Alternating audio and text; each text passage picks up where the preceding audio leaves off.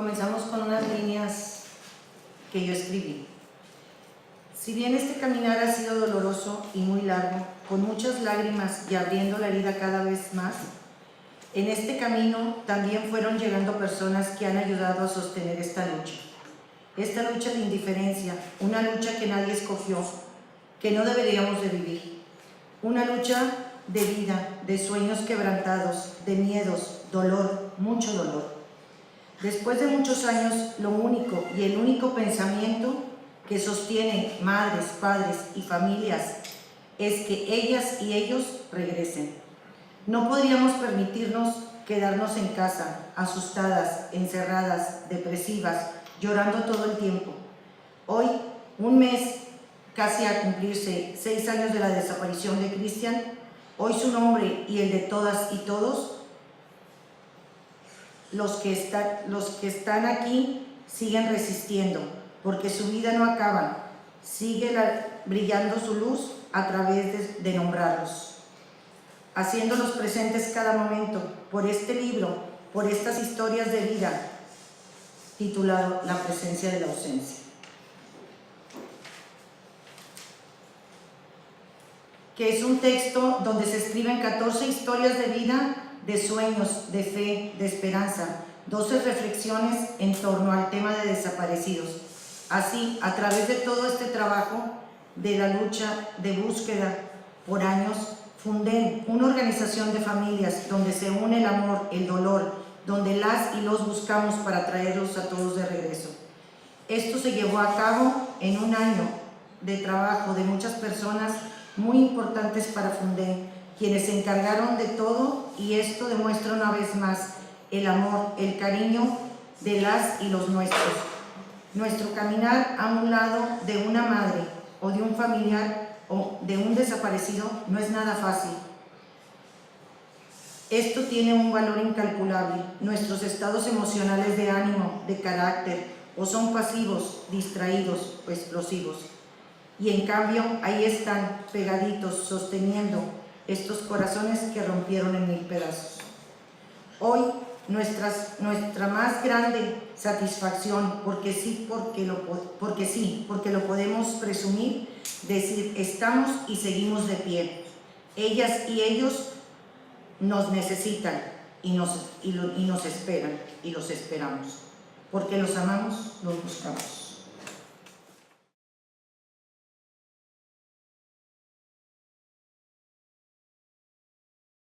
Pues buenas tardes a todas y a todos, a nuestras compañeras también presentes.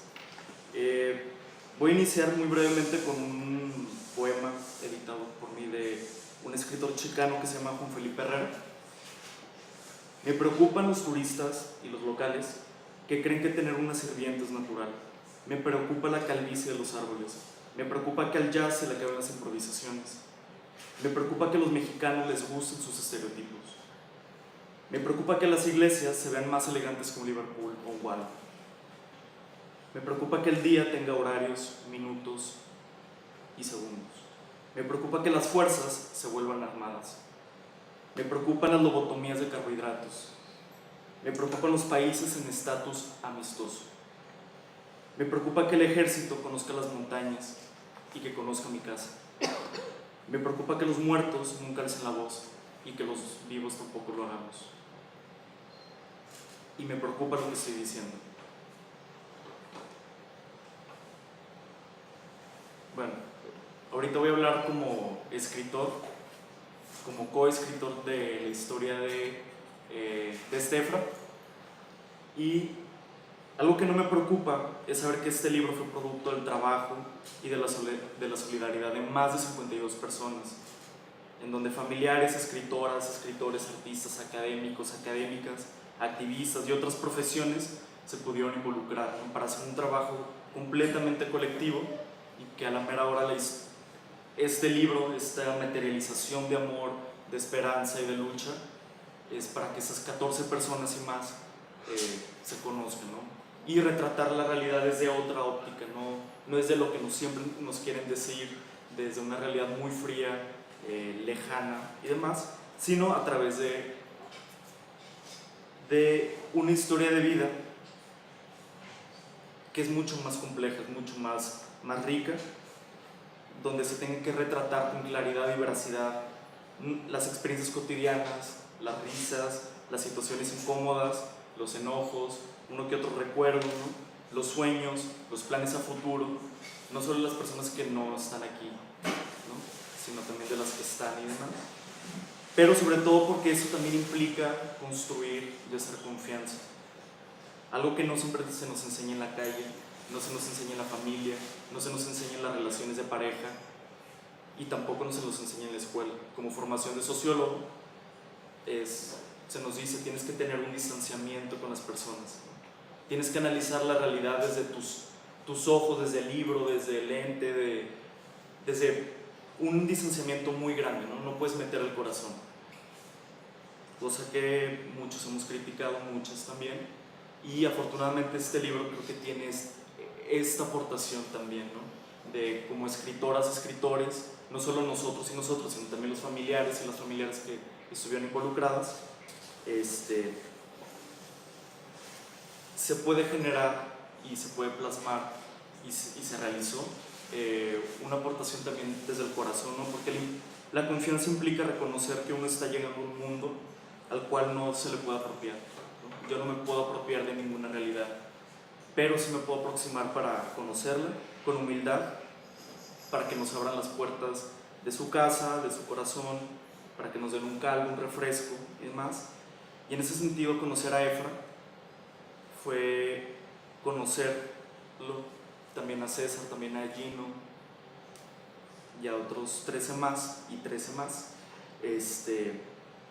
Conocerlos a través de las fotos, de los recuerdos, de los libros, de sus papás, de sus mamás, de sus hermanos, de otras personas que nos permitieron entrar en este corazón, ¿no? Y que nos confiaron los tesoros más bellos e importantes que tienen en su vida. Y por ello muchos y muchas estamos profundamente agradecidos. Y en estas sociedades donde cada quien va a su ritmo, donde te dicen tú ve por tu lado, te vas a morir solo, nadie se va a preocupar por ti, nadie te va a esperar, funden las y los familiares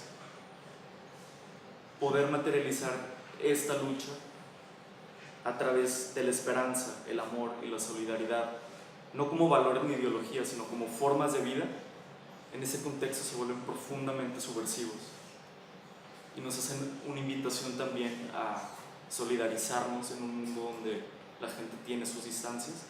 Y pues nuevamente muchísimas gracias por permitirnos entrar y seguir compartiendo más estas vidas desde otro lado. Muchas gracias.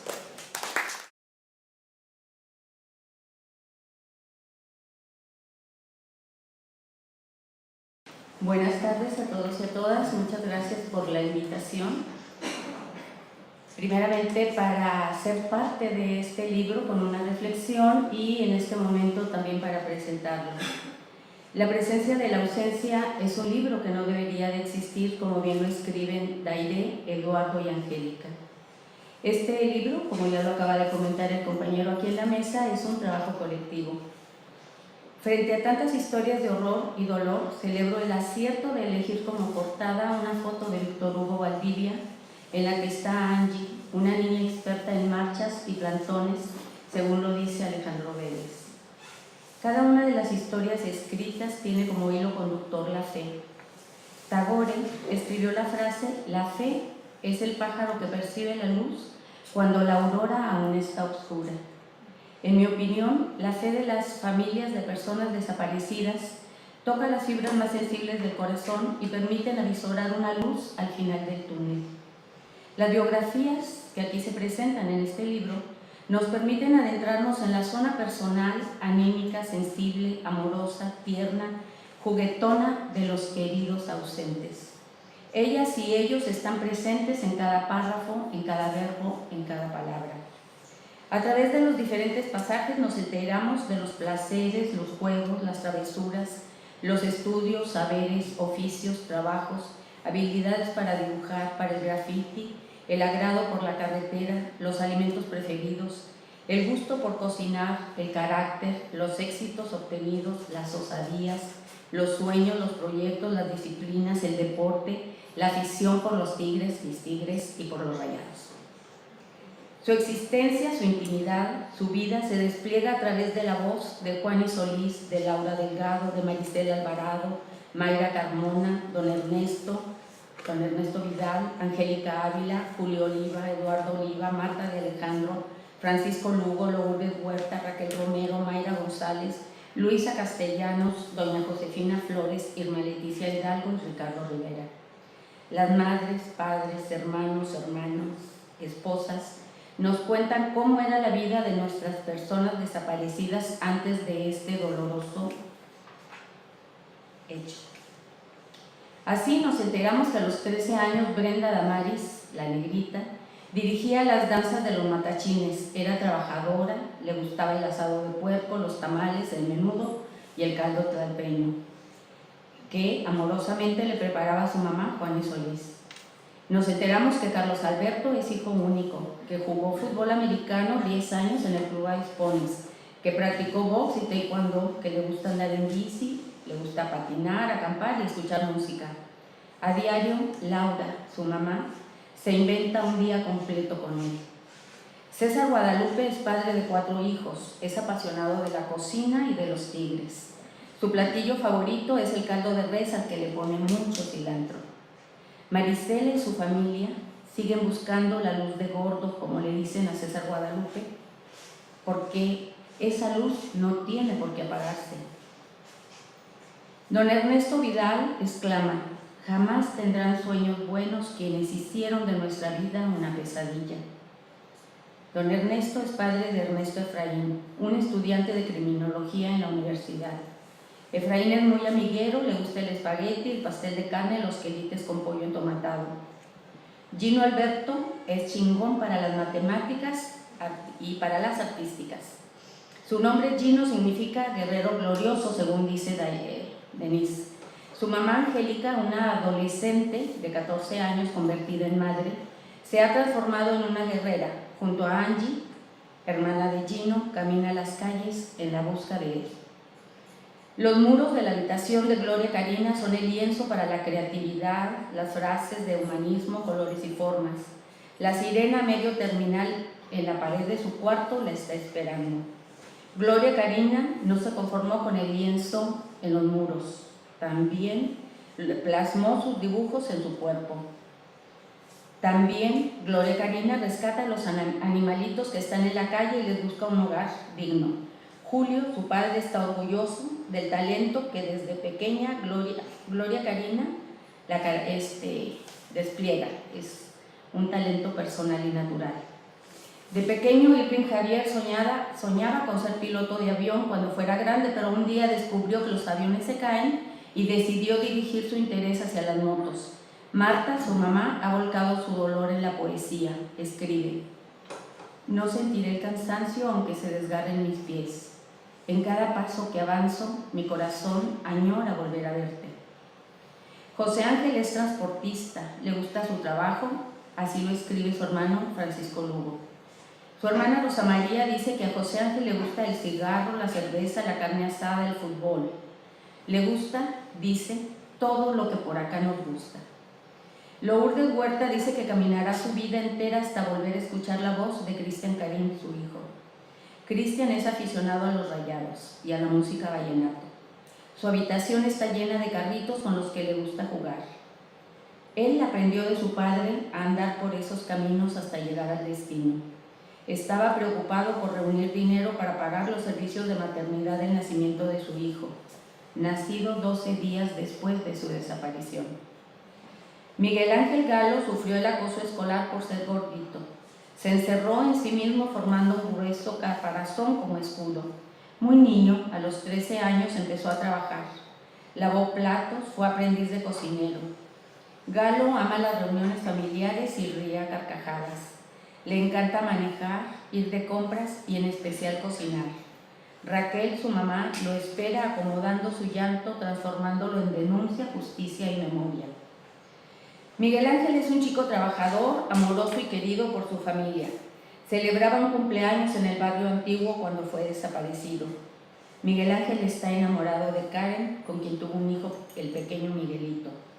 Mayra, la madre guerrera de Miguel Ángel, recorre las calles y los parajes donde se realizan las búsquedas acompañada de su hijo Romy. El texto Hola, me llamo Nicolás habla en primera persona. Así, Nicolás Flores Recendis nos cuenta que es esposo de Luisa, que tiene 4 hijos, Nadia, Donaldo, Katia y Ronaldo. Comenta que le gusta jugar con sus hijos, con Donaldo dibuja carreteras en el suelo para que pasen camiones, que carga a Nadia y a Katia y que a veces parecen zarigüeyas porque se les echa encima y ríen.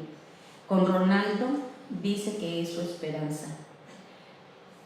Nicolás se presenta como fresero, padre, dibujante, portero de fútbol, que su esposa cariñosamente le llama la coladera Flores. Él es vanidoso, chofer de camión de carga. Osvaldo es arquitecto egresado de la universidad. Cuando aún era estudiante ganó un concurso por diseñar la maqueta de un hospital. Osvaldo es perfeccionista, meticuloso, apegado al orden y al trabajo. A los 10 años comenzó a trabajar de paqueterito. Baldo empezó a ayudar en la economía familiar. Actualmente tiene, en el momento de su desaparición, tenía a su cargo el proyecto de las tiendas Chedraui en Guadalajara. Baldo tiene su visa para ir a Estados Unidos a buscar nuevos caminos en su profesión. Roy aprendió a compaginar horas de entrada al trabajo, a la escuela y a la actividad extracurricular. Es estudiante universitario, cuidadoso y aplicado. Su hermano Richie le escribe, cito, mi mamá cambió completamente. De hecho, no creo que la reconozcas. Parece como si un velo le cubriera la cara. Se le nota la tristeza a la distancia. Es una guerrera incansable. Si supieras a cuántos alcaldes, delegados, agentes del Ministerio Público, soldados, marinos, etc., les ha gritado en su cara. Si supieras hasta dónde ha llegado buscándote. Ojalá estuvieras aquí, güey. Te va a dar un chingo de pena la foto tuya que mi mamá y sus amigos tienen de perfil. Sales bien pinche feo. Y tú que querías pasar discretamente en todo. Ya valiste, porque ahora sales en un chingo de páginas de internet, periódicos, revistas, entrevistas. ¡Qué oso, cabrón! De las reflexiones, Andrés Marcelo Díaz Hernández advierte que el sistema de justicia en México, tanto de procuración como de administración, está quebrado. Es un sistema que funciona para muchos intereses, salvo el de las víctimas de los delitos. Para mí, que hablo sobre el panorama que enfrentan las mujeres, este es de sufrimiento e impotencia por no localizar a sus seres queridos. Jorge Verástegui resalta la importancia de la denuncia porque esta es el interruptor de la justicia. Subraya que la desconfianza en las instituciones se funda en las malas prácticas de las y los servidores públicos que no ofrecen un acceso real a la justicia. Para Silvano Cantú, a la ley se le puede ver como un acta de naturalización del empoderamiento de las víctimas y de la ciudadanía en general, frente a la criminalización y a la represión tradicionales. Ever Omar Betanzos Torres considera que la ley cumple con el referente internacional de derechos humanos en cuanto a la presunción de vida de la víctima durante su desaparición, así como la no suspensión de los procedimientos de búsqueda hasta que la persona haya sido localizada, los hechos se esclarezcan o se determine el ejercicio de la acción penal. En su texto, Franco Mora hace un resumen sobre el papel fundamental de la antropología forense en la búsqueda de la verdad y la justicia, principalmente en Latinoamérica. Su contribución para recuperar la memoria histórica de sus procesos de violencia, además de la búsqueda de personas desaparecidas y su identificación. Silvia Élida Ortiz Solís aporta información sobre la experiencia del Grupo Vida y los procesos de búsqueda ciudadanas. Silvia Élida busca a su hija desaparecida desde el 5 de noviembre del 2004 y nos comparte que el amor es lo que impulsa a buscar. Asegura que es solo cuestión de salir a investigar en las zonas donde los delincuentes rondaban. Los hallazgos del Grupo Vida son la evidencia de que quien busca, encuentra. Grupo Vida ha logrado que los elementos de la Procuraduría los acompañen en las búsquedas, pero también los ha obligado a realizar sus propias búsquedas. El texto de Ana Villarreal nos habla de los cambios en la comunidad regiomontana para afrontar los niveles de violencia. Observa una especie de microestado en San Pedro que corresponde a un nuevo patrón de segregación, un apartheid. Señala que la violencia profundizó divisiones sociales ya existentes en la sociedad regiomontana, pero también generó nuevas formas de solidaridad en las que muchos depositan su esperanza. Ana Villarreal hace un análisis de los eufemismos de la violencia. Con acierto señala que la categoría malito oscurece la responsabilidad del Estado como agente violento y que con este lenguaje se criminaliza a las víctimas para justificar actos violentos que de otra forma nos mostrarían nuestra propia vulnerabilidad. Cordelia Rizzo reflexiona sobre la necesidad de recuperar el sentido colectivo. Sugiere recobrar el sentido de humanidad y tener la capacidad de dolernos con los otros. Aclara que trabajar en contra del olvido de hechos importantes no asegura que todo se recuerde, pero sí nos convierte en seres comprometidos que están trabajando para fijar en la conciencia colectiva la brutalidad de una guerra para que no se repita esta experiencia. La reflexión de Darwin Franco Míguez surge a raíz del reclamo de familiares de personas desaparecidas al final de un conversatorio. Darwin reconoce y dice: seguimos quedando a deber como periodistas cuando no comprendemos que al hablar de desaparición estamos hablando de una ausencia y de un proceso de vida que no culmina con la redacción de una nota informativa o con la realización de un reporte en vivo que dé cuenta objetiva de los hechos que sucedieron en la marcha por los desaparecidos. Darwin advierte que las palabras utilizadas para nombrar a las desapariciones no han sido nunca neutrales, porque detrás de ellas existe una intención que busca posicionar un significado único alrededor de las desapariciones. Javier José Galicia y Justicia explica los retos y la dimensión política de la universidad en cuanto a formación, socialización e integración. Indica que la universidad tiene un compromiso insustituible: ser generadora de cambio y de reflexión crítica, y toda crítica, añade, conlleva un compromiso con el cambio. José Luis Solís narra los motivos que lo llevaron a tratar de explicar en una película, Gringo, cómo es que una población de más de 14,000 personas, Miguel Alemán, Tamaulipas, bajó a solo 300. Compara el abandono del terruño con el apocalipsis, el éxodo.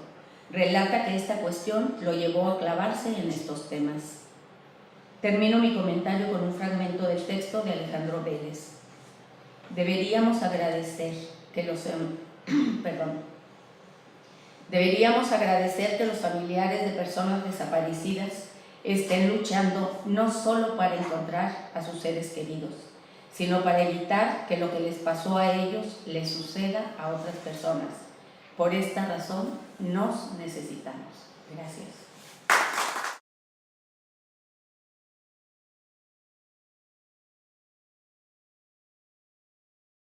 Buenas tardes. Antes que nada, quiero agradecer, por supuesto, la invitación a presentar este libro acertadamente titulado La presencia de la ausencia. Mi reconocimiento sincero al trabajo de todos y cada uno de los que pusieron su mejor esfuerzo para la edición de esta obra, que hizo posible que fluya todo lo que está guardado en la memoria, la historia de vida y los sueños de estas 14 historias contadas por sus familias y plasmadas por los escritores que colaboraron para que los hechos narrados se hagan visibles a la sociedad en general, que no se olviden y, por supuesto, que estos hechos no se vuelvan a repetir nunca. Estas que escuchábamos son algunas de las historias de los miles de desaparecidos en Nuevo León y que se plasman en este libro. En 2010 y en 2011 aprendimos términos que hasta ese momento nos eran totalmente ajenos: colgados, ejecutados, desaparecidos, levantados. Una realidad que rompía nuestras calles, en nuestras casas, en nuestras familias. Aún entonces no sabíamos qué era, qué sucedería. 6 años después, seguimos preguntándonos cómo llegamos a eso. Durante esos años, muchos fueron afectados en los bloqueos, les robaron sus pertenencias, hirieron a algún familiar, otros perdieron a un ser querido. Pero muchos, muchísimos, siguen en la agonía. los padres y los familiares de los desaparecidos. ¿Qué peor infierno puede existir que ese? En 2012 conocí a Leti Rivera Hidalgo. Su hijo Roy había desaparecido. Y también conocí a Carmen de la Garza, a María Cruz, a Laura Martínez, a Sofía Pérez y a decenas de personas más que tenían como denominador común el dolor. Conocí a Roy a través de Leti, conocí a Gino a través de don Vicente, de su abuelo, conocí la vida de mujeres y hombres a través de sus familiares. Desde entonces me he preguntado, ¿cómo será eso de llamar al celular de tu hijo 1, 2, 3 veces, todo el día, toda la noche, y que nunca te responda? ¿Cómo será eso de enviar un mensaje de texto a tu hermano preguntándole dónde estás, a qué hora vas a regresar, mamá te está buscando, y que nunca haya una respuesta? ¿Cómo será eso de levantarte de la cama sin escuchar el trajín matutino, las disyuntivas familiares? ¿Quién se baña primero? ¿Por qué no me despertaste? Se me hizo tarde, no sonó el despertador. Vete con cuidado, regresa temprano. ¿Cómo será eso de tener que sobrevivir días y noches enteras sin la presencia de aquel o de aquella que es parte de nuestra alma? Don Vicente, el abuelo de Gino, me contó un día que en las noches que lograba dormir, soñaba con su nieto. Soñaba que regresaba y se fundían en un abrazo. Al despertar, aún preso del sueño, pensaba que todo lo demás había sido una pesadilla, un mal momento. Pero al tomar conciencia, la realidad estaba ahí, cruda y dolorosa. ¿Cómo sobrevivir a esto? No lo sé. Es el camino más largo y tortuoso para cualquier ser humano. Es la pesadilla interminable, no saber si están vivos o muertos, si los tratan bien, si los alimentan, no saber si van a regresar, cuándo van a regresar. Por eso quiero agradecer a quienes hoy se tomaron un espacio en su vida para venir a escuchar a las familias, a ustedes que no son indiferentes ante el dolor de los demás. Las familias de los desaparecidos sufren, además de la ausencia, la estigmatización de la sociedad y de las autoridades. Seguro se fue con el novio, andaba en malos pasos, por algo se lo llevaron. Las frases comunes que se siguen escuchando en todos los niveles y que a pesar de los años que han pasado, se siguen repitiendo entre quienes prefieren voltear a otro lado y no quieren darse cuenta que México es un país de desaparecidos y de muertos, de llanto y de dolor. Gracias a las familias de aquellos que nos fueron arrebatados, por el ejemplo que nos están dando a la sociedad, por sus bordados de paz, porque con esta actividad buscan trascender a las oleadas de violencia, construyendo diques que logren una paz duradera, porque como bien dice el libro, no hay paz sin justicia, ni justicia sin memoria. Autoridades y ciudadanos, efectivamente estamos en deuda con las víctimas. No podemos dejarlas solas, no podemos cansarnos de levantar la voz junto a ellas. Tenemos que recuperar el sentido solidario, empático, colectivo. La siguiente víctima podría ser usted o yo o alguno de nuestros familiares y seguramente quisiéramos al menos ser acompañados por una sociedad que se indigne tanto como nosotros. Hay que practicar la empatía no solo de palabra, no basta decir los entiendo, lo siento mucho, me pongo en sus zapatos. Hay que ser solidarios en los hechos, no solo decirlo, acompañarlos físicamente en sus búsquedas, abrazarlos, elevar nuestra voz para exigir resultados, para exigir hechos, investigaciones. Por cierto, al leer el libro se darán cuenta de que las historias ahí contadas, como ya pudimos escuchar un abstracto de algunas de ellas, se parecen muchísimo a las nuestras. Son similares las experiencias y pareciera en algún momento que están contando nuestra propia vida, nuestros días cotidianos. La gran diferencia es que esas historias fueron truncadas, les fue arrebatada la paz y la tranquilidad. Fueron atrapados en la espiral de violencia que no cesa, pero es imperante entender que nadie estamos exentos. Gracias a Fuerzas Unidas por nuestros desaparecidos en Nuevo León, gracias por su fortaleza, gracias por su esperanza. Todos queremos a nuestros desaparecidos de regreso. Todos queremos que vuelva la luz a sus ojos, que su mirada deje de estar vacía, que sus corazones dejen de sufrir sobresaltos. Todos necesitamos, aunque a veces no nos demos cuenta o no queramos darnos cuenta, curarnos de este dolor. La sociedad necesita reconciliarse consigo misma y con sus autoridades a través de resultados que nos permitan ir avanzando en este duelo en el que vive gran parte del país. Un abrazo, por cierto, también a los familiares de desaparecidos en Coahuila, en Tamaulipas, en San Luis Potosí, en Veracruz, y en tantos estados de la República donde padecen el mismo infierno. Son también nuestros hermanos. Ellos, al igual que en Nuevo León, han emprendido sus propias búsquedas ante la incapacidad del Estado, ante la indiferencia y el discurso vacío de muchos. Un exhorto a la autoridad para que las leyes se apliquen, las descalificaciones hacia las familias terminen y busquen como si buscaran cada uno a sus propios hijos. ¿Cómo olvidar a estos desaparecidos? ¿Cómo olvidar a Brenda Dámaris González Solís? Nunca, todo queda en la memoria.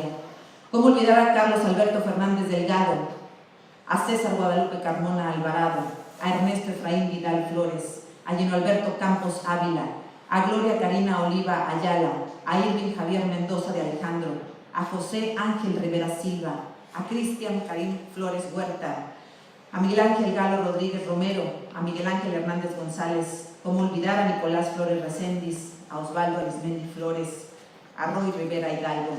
¿Cómo olvidarlos? Nunca, todo queda en la memoria. Gracias.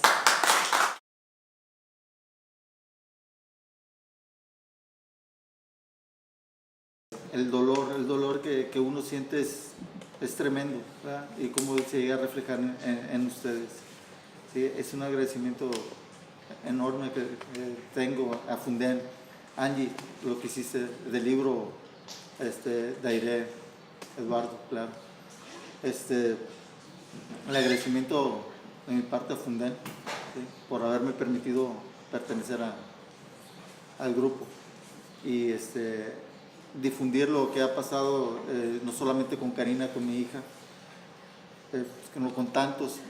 Nosotros somos 14 en el libro solamente, pero sabemos que hay más de 30,000 desaparecidos y todos necesitan ser hallados, de la manera que sea.